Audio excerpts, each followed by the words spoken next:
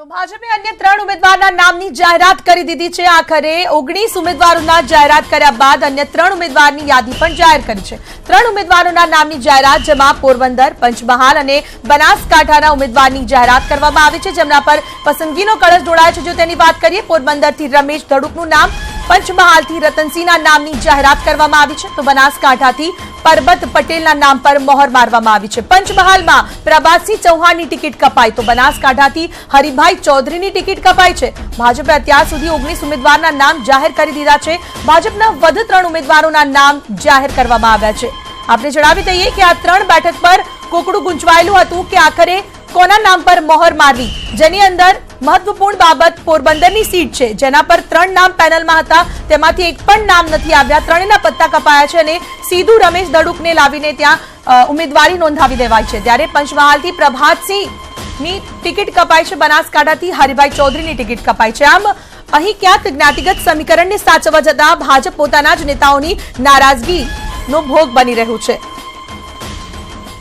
આ વખતે 2019ની ચૂંટણી સમયે કેટલાક સમાજ દ્વારા સ્પષ્ટપણે કહેવામાં આવ્યું હતું કે ભાજપ હોય કે પછી કોંગ્રેસ, પોતાના જ જો જ્ઞાતિના નેતાને ટિકિટ ફાળવવામાં નહીં આવે તો આ વખતે ઇલેક્શનની અંદર તેઓ કોઈ પણ નેતાને સાથ નહીં આપે તેવી સ્પષ્ટ તેઓએ ચીમકી ઉચ્ચારી હતી। આ તમામ સમીકરણોને ધ્યાનમાં રાખતા એક બાદ એક બંને પક્ષ જાહેરાત કરી રહ્યા છે। ભાજપના 3 ઉમેદવારોના નામની જાહેરાત થઈ છે, જેમાં परबत पटेल, रतनसिंह અને રમેશ ધડુકનું નામ પર મોહર મારવામાં આવી છે। તો 22 ઉમેદવારોના નામની જાહેરાત ભાજપ અત્યાર સુધી કરી ચૂક્યું છે। પહેલા 19 ઉમેદવારોના નામની જાહેરાત કરી અને ત્યારબાદ હવે વધુ 3 ઉમેદવારના નામની જાહેરાત તેઓએ કરી છે।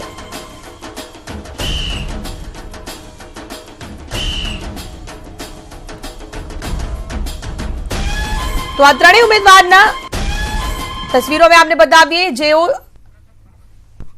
परबत पटेल के जेओने टिकट फाळववामां आवी छे, बनासकांठाथी तेओ चूंटणी जंगमां झंपलावशे। रतनसिंह आ नाम खूब जाणीतुं न होवा छतां पण भाजपे तेना पर पसंदगीनो कळश ढोळ्यो छे। तो बीजी बाजु रमेश धड़ुक आ नाम पर मोहर मारवानुं कारण मात्र ए छे के तेओ लेवा अग्रणी पाटीदार छे। મારી સાથે જોડાઈ ગયા છે અમારા સહયોગી ગૌરવ। જે રીતે હાલ ભાજપના વધુ 3 ઉમેદવારોના નામની જાહેરાત કરી દેવામાં આવી છે, અહીં ક્યાંક ભાજપ દ્વારા જે કોકડું ગુંચવાયેલું હતું તેને ઉકેલવાનો માત્ર પ્રયત્ન થયો છે તેવું કહી શકાય, કારણ કે ભાજપના નેતાઓની નારાજગી વધશે તેવા સંકેત સ્પષ્ટ મળી રહ્યા છે। ગૌરવ,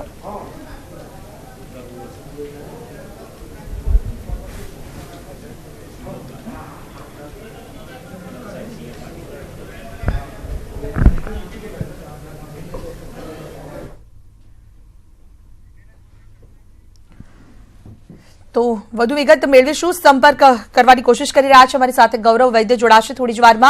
પંચમહાલથી રતનસિંહ, પોરબંદરથી રમેશ ધડુક અને બનાસકાંઠાથી પરબત પટેલની ટિકિટ ફાળવવામાં આવી છે અને આ જ 3 ઉમેદવારોના નામને લઈને ચર્ચા કરીશું કે શા માટે પત્તું કપાયું છે અન્ય ઉમેદવારોનું, જેનું લિસ્ટમાં નામ હતું તેમ છતાં પણ, અને જે રીતે પંચમહાલ અને પોરબંદરની ખાસ આ બંને સીટ પર જે खूब न जाणीता एवा चेहरा परंतु भाजपना खूब वफादार रहेला अने जेमनुं अत्यार सुधी क्यारे पण विवादनी अंदर नाम नथी आव्या तेवा उमेदवारोने टिकिट फाळववामां आवी छे, ते पाछळ महत्वपूर्ण कारण शुं रह्युं छे? गौरव जोडाया छे मारी साथे। गौरव, आ 3 सीट पर आपणे चर्चा करीशुं। सौथी पहेला वात करीए आपणे बनासकांठानी। परबत पटेलनुं नाम सामे आव्युं छे, અહીં પરબત પટેલ પર પસંદગીનો કળશ ઢોળાવાનું મુખ્ય કારણ जी जे बनासकांठा सीट पर जे भारतीय जनता पार्टीए जे नाम डिक्लेर कर्युं छे परबत पटेलनुं, तो परबत पटेल जे बनासकांठाना एक सक्षम नेता मनाई रह्या छे। हाल वर्तमान रूपाणी सरकार में तेओ मंत्री छे, पाणी पुरवठा मंत्री छे। बनासकांठाना जे खास करीने मालधारी समाजना मतोनुं प्रभुत्व छे, क्षत्रिय ठाकोर समाजना मतोनुं प्रभुत्व छे, परंतु आ तमाम वातो छतां परबत पटेलनुं एक आगवुं वर्चस्व बनासकांठा जिल्लामां देखाई रह्युं छे। आ वखते कोंग्रेस तरफी माहोल होवा छतां बनासकांठामां जे 2 के 3 सीटो जे भारतीय जनता पार्टीनी विधानसभानी चूंटणी वखते मळी तेमां परबत पटेलनुं खूब महत्वनुं योगदान रहेલું છે। बीजी वस्तु महत्वनी ए छे के परबत पटेल बनासकांठामां एक निर्विवाद નિર્વિવાદી વ્યક્તિત્વ છે. ખાસ કરીને જો વાત કરવામાં આવે તો ભારતીય જનતા પાર્ટીમાં હરિભાઈ ચૌધરી જે વર્તમાન સાંસદ છે તેમના વિરુદ્ધમાં સ્થાનિક કક્ષાએ આક્રોશ હતો. એમને એક લાંચકાંડ જે કેન્દ્રીય લેવલનો એક મીટ કાંડ અને એમાં એમનો લાંચકાંડમાં એમનું નામ આવ્યું હતું, કરોડ રૂપિયાની લાંચ લેવામાં, એ હરિભાઈને નડી ગયો. શંકર ચૌધરી જે એક બનાસકાંઠાના સક્ષમ ભારતીય જનતા પાર્ટીના નેતા છે તેઓનું પણ ટિકિટની રેસમાં નામ હતું. પણ આ બધા સ્થાનિક વિવાદો ટાળવા માટે થઈ અને એક નિર્વિવાદી વ્યક્તિત્વ ભારતીય જનતા પાર્ટીએ બનાસકાંઠામાં મૂક્યું છે સંસદની ચૂંટણીમાં. કારણ કે આ વખતે બનાસકાંઠાનો જંગ ભારતીય જનતા પાર્ટી માટે ખૂબ જ મહત્વનો બની રહ્યો છે. પરબત પટેલનું નામ પર મોહર મારવામાં આવી છે. અહીંયા હરિભાઈ ચૌધરીની ટિકિટ કપાઈ છે એવું પણ માનવામાં આવતું હતું. અહીંયા ક્યાંક જ્ઞાતિગત સમીકરણ, આ વખતે તમામ સીટો પર તેની વાત કરીશું. અહીંયા ચૌધરી સમાજના વધુ મત અંકે કરવા માટે તેમના નામ પર પણ પસંદગી કરવામાં આવી શકી હોત. બિલકુલ, જે ચૌધરી સમાજના મતો અહીંયા બનાસકાંઠામાં મોટી સંખ્યામાં છે. મેં જેમ કીધું કે પશુપાલનના વ્યવસાય સાથે સંકળાયેલો છે સમગ્ર ચૌધરી સમાજ, અને ચૌધરી સમાજના મતો ખૂબ જ નિર્ણાયક સાબિત થાય છે.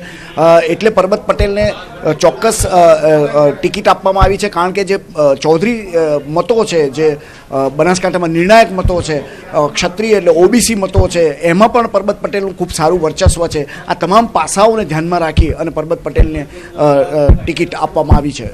બિલકુલ, પંચમહાલની વાત કરીશું. રતનસિંહ, આ એક એવું નામ કે ખૂબ જાણીતો ચહેરો ન હોવા છતાં પણ આપે અગાઉ કહ્યું છે કે આ વખતે ભાજપ એવો પ્રયત્ન વધારે કરે છે કે નિર્વિવાદિત ચહેરાને ટિકિટ ફાળવવામાં આવે. રતનસિંહની વાત કરીએ તો બિલકુલ, રતનસિંહ રાઠોડ જે પંચમહાલના ઉમેદવાર તરીકે ભારતીય જનતા પાર્ટીએ પસંદ કર્યા છે. લોકોમાં આ બહુ જાણીતું નામ નથી, પણ ભારતીય જનતા પાર્ટી માટે આ નામ અતિ જાણીતું છે. કારણ કે જ્યારે વિધાનસભાની ચૂંટણી વખતે 99 સીટ પર આવીને ભાજપ અટકી ગયું હતું, ત્યારે 100મી સીટ જે છે એ આ રતનસિંહ, કે જે અપક્ષ ઉમેદવાર તરીકે પંચમહાલમાંથી ઊભા રહ્યા હતા, પંચમહાલની એક બેઠક પરથી, અને ત્યાંથી એ 50,000 મતો મેળવી અને વિજેતા થયા હતા. કોંગ્રેસના ઉમેદવારને હરાવીને, અપક્ષ ઉમેદવાર કોંગ્રેસ અને ભાજપના ઉમેદવારને હરાવીને રતનસિંહ વિજેતા બન્યા હતા વિધાનસભાની ચૂંટણીમાં. અને ત્યારબાદ એમણે કોઈ પણ જાતની શરત વગર ભારતીય જનતા પાર્ટીને વિધાનસભામાં ટેકો પણ આપ્યો હતો. રતનસિંહ પહેલાં કોંગ્રેસમાં હતા. કોંગ્રેસમાં તેઓ નગરસેવક, કોંગ્રેસના એટલે કોર્પોરેટર તરીકે પણ ચૂંટાયેલા હતા, અને ત્યારબાદ એમણે વિધાનસભાની ટિકિટ માંગી હતી, પણ કોંગ્રેસે નહીં આપતા તે અપક્ષ ઊભા રહ્યા હતા રતનસિંહ રાઠોડ. અને રતનસિંહ રાઠોડ વિધાનસભામાં ચૂંટાઈ અને ભારતીય જનતા પાર્ટીને ટેકો આપ્યો. કદાચ બની શકે કે ભારતીય જનતા પાર્ટીએ એમને જે ટેકો આપ્યો વિધાનસભામાં 100 બેઠકો સુધી કદાચ તેમને મળી રહ્યું છે. રમેશ દડુકનું નામ પોરબંદર સીટ પરથી જે સામે આવ્યું છે, અહીં ખૂબ જ મહત્વપૂર્ણ સમાચાર એટલા માટે છે કારણ કે ખાલી માત્ર નામની જાહેરાત નથી થઈ, તે પહેલાથી જ વિરોધના સૂર જોવા મળ્યા હતા. રમેશ દડુક અચાનક કેવી રીતે ને કેમ? જી બિલકુલ, પોરબંદરની બેઠક જે છે એ ભારતીય જનતા પાર્ટી માટે મહત્વની છે. કારણ કે લલિત વસોયા જે પાટીદાર નેતા છે અને કોંગ્રેસના ધારાસભ્ય છે ધોરાજીને, એમણે અગાઉથી જ જાહેરાત કરી દીધી હતી કે હું પોરબંદર બેઠક પરથી કોંગ્રેસનો ઉમેદવાર બનીશ.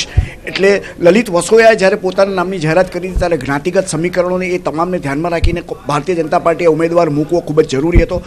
ખાસ કરીને જસુમતીબેન કોરાટ જે ભારતીય જનતા પાર્ટીના મહિલા નેતા છે અને એમના હસબન્ડ એટલે એમના પતિ પૂર્વ સૌજી કોરાટ, જેઓનું પણ ખૂબ મોટું નામ છે, તેઓએ આ ટિકિટ માટે દાવેદારી કરી હતી. અને સામે વર્તમાન સાંસદ વિઠ્ઠલ રાદડિયા, કે જેઓ પોતે નાદુરસ્ત તબિયતના કારણે આ વખતે ચૂંટણી લડી શકે એમ નથી, ત્યારે એમના પુત્ર જયેશ રાદડિયા અને પરિવારે પોતાના પિતાની સીટ ઉપર હક કર્યો હતો. એટલે રાદડિયા પરિવાર અને જસુમતીબેન કોરાટ, આ બંને પરિવાર વચ્ચેનો ગજગરા, અને આજે સવારથી આપ સમાચારમાં પણ જોઈ રહ્યા છો કે રાદડિયા પરિવારના તરફેણમાં પોરબંદર, ધોરાજી, ગોંડલ એ તમામ જગ્યાએ બેનરો પણ લાગ્યા છે.